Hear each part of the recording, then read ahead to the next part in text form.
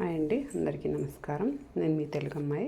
ఈరోజు నేను చేయబోయే రెసిపీ చికెన్ కర్రీ అండి. చికెన్ కర్రీ ఇది బిర్యానీ రైస్లోకి తింటే చాలా బాగుంటుంది. లెట్స్ స్టార్ట్ ద రెసిపీ అండి.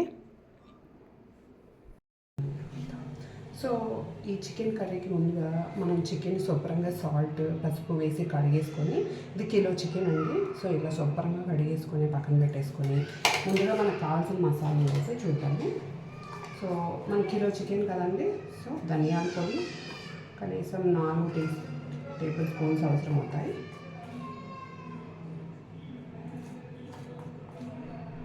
నేను 5 వేస్తున్నాను. సో ఇందులోకి కొబ్బరి అయితే వేయచ్చండి. నేనైతే కొబ్బరి పొడి వేస్తున్నాను. మీకు కావాలంటే నేను ఇలా కొబ్బరి పొడి చేసుకున్నాను. సో కొబ్బరి పొడి వేస్తున్నానండి. ఎక్కువ వేయకండి, 1.5 or 2 వరకు ఫైన్. కొబ్బరి ఇందులోకి దాల్చిన చెక్క మామూలుగా ఇలాగా నేను ఇంత తీసుకుంటున్నానండి.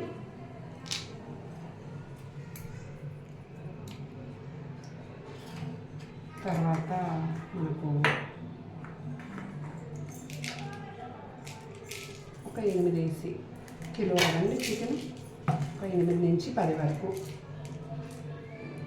ఇలాగా లవంగం తీసుకోండి.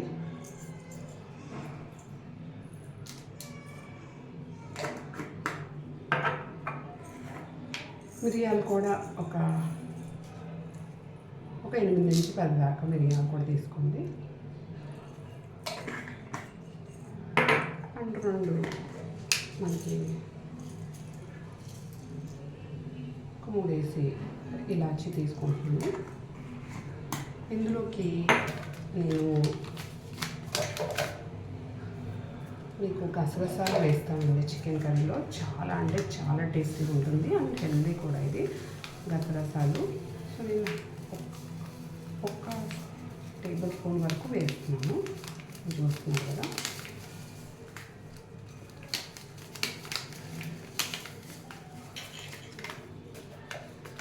సో ఇప్పుడు నేను ఇవన్నీ శుభ్రంగా మిక్సీ పట్టేస్తానండి. సో నేను ఇలా మిక్సీ పట్టి బాగా మెత్తగా మిక్సీ ఇలా పట్టండి. ఇన్ కేస్ మీకు రావట్లేదు అట్లా అనిపిస్తే కొంచెం వాటర్ వేసి కూడా ఇది చేసుకోవచ్చు పేస్ట్ లాగా. సో ప్రాబ్లం లేదు. ఇలా ఈ మసాలాని ఇలా ప్రిపేర్ చేసుకోండి.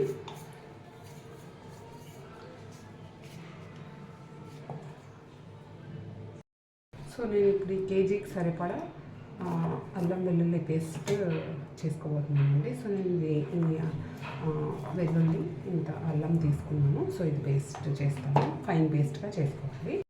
ఇలా ఫైన్ పేస్ట్గా చేసుకొని ఇలా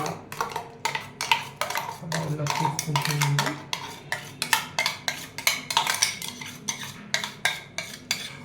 ఇప్పుడు మనకు అల్లం వెల్లుల్లి పేస్ట్ కూడా రెడీ అయిపోయింది.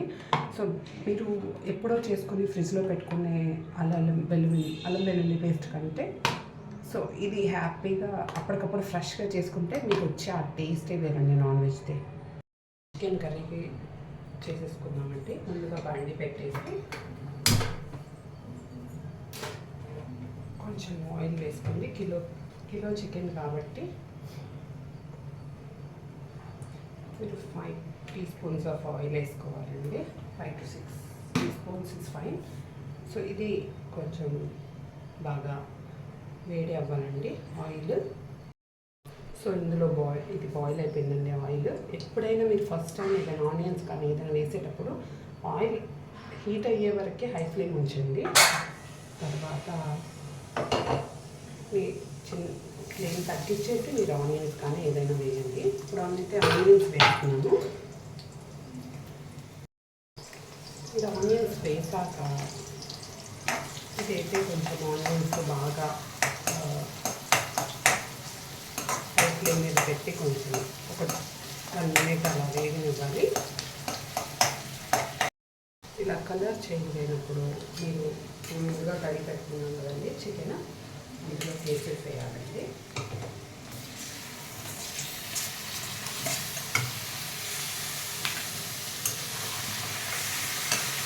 వేసేసాక కలిపి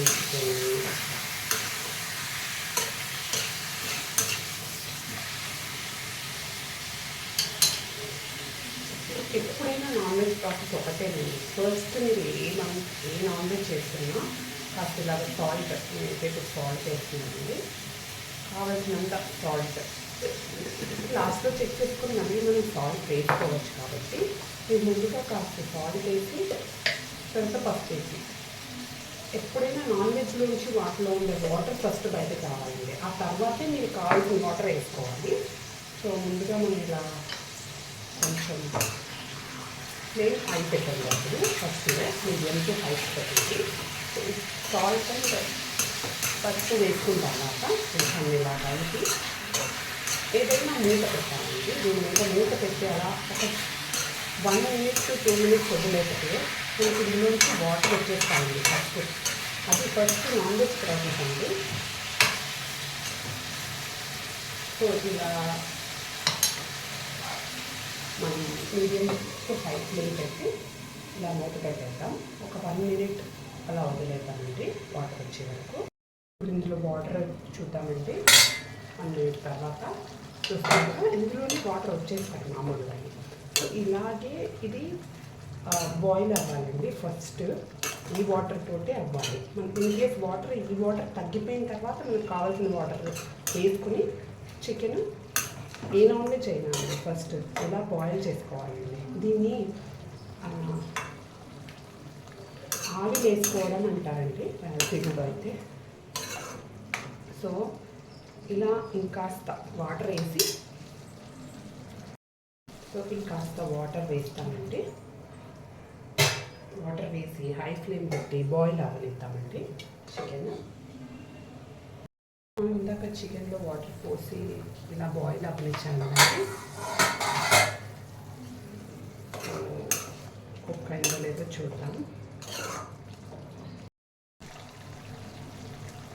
సో ఆల్మోస్ట్ 80% అయిందండి. సో ఇప్పుడు మనం ఇందులో కావాల్సిన మసాలాలు వేసుకున్నాం. సో మీడియం ఫ్లేమ్ పెట్టండి. ఇందులోకి కిలో చికెన్ కదండి, 3 టేబుల్ స్పూన్ల అల్లం వెల్లుల్లి పేస్ట్ వేస్తున్నాము. మనం ఇందులో కావాల్సిన మసాలా ఫస్ట్ ఇది పచ్చిదనం పోస్తాం. ఏదైతే అల్లం వెల్లుల్లి పేస్ట్ వేస్తాము, అల్లం వెల్లుల్లి పేస్ట్ అది పచ్చిదనం పోవాలి ముందు. అలా ముందుగా కొంచెం బాయిల్ అవ్వనిద్దాం ఫస్ట్. ఇలా ఒక 2 minutes ఆ పచ్చిదనం అల్లం వెల్లుల్లి పేస్ట్ పోయేదాకా ఇందులో బాయిల్ అవ్వనిద్దాం. 2 minutes అయ్యాక మనం ముందుగా చేసుకున్నాం కదా చికెన్ కావాల్సిన మసాలా ఇందులో వేసుకున్నాం. ఇప్పుడు కొంచెం కలిపేలాగా కలుపుతాం.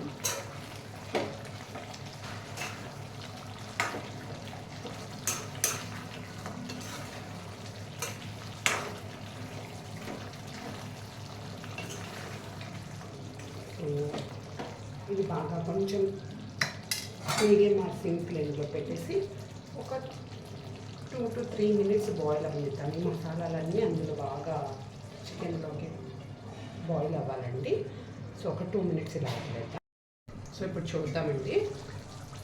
చూస్తే మీరు ఇలా ఆయిల్ బయటకు వచ్చేసిందంటే మసాలాలన్నీ బాగా ఉడికిపోయినట్టు. సో ఇందులోకి మనం ఫైనల్గా ఇంకా కారం వేసేసుకోవాలండి. నేను ఎప్పుడు నాన్ వెజ్లో ఫైనల్గానే వేస్తాను కారం. ఎందుకంటే మీకు అది కొంచెం దగ్గర పడ్డ కింద అడుగు అంటుతుందండి కారం ముందే వేస్తే. సో ఎందుకంటే ఫైనల్లోనే వేస్తాను ఇప్పుడు కారం.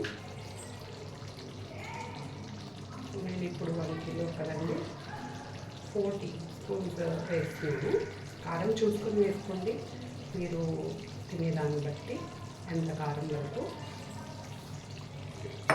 సో ఇలా కలిపేసి కారం వేసి ఒకసారి మళ్ళీ మూత పెట్టి ఒక 1 to 2 minutes బాయిల్ చేశారంటే మనకి చికెన్ కర్రీ రెడీ అయిపోయినట్టేనండి.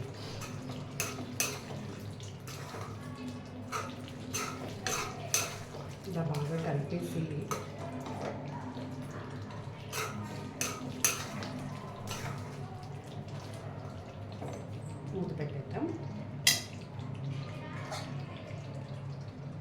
మినిట్స్ వదిలేద్దాం. ఇప్పుడు 2 మినిట్స్ తర్వాత చూస్తున్నాక ఇల్లుగా ఆయిల్ బయటకు వచ్చేసిందంటే కారం కూడా బాగా ఉడిపోయినట్టేనండి. ఇది ఇప్పుడు మనం ఇంకా టేస్ట్ చూసుకొని మీరు ఫైనల్గా సాల్ట్ కారం ఇంకా కట్టేసుకోవచ్చండి. సో నేను ఇందులో అయినా కొత్తిమీర వేస్తున్నాను.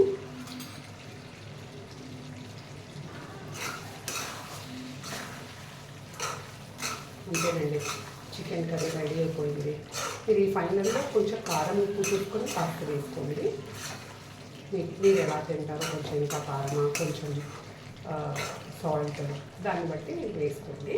అంతేనండి, చికెన్ కర్రీ రెడీ అయిందండి.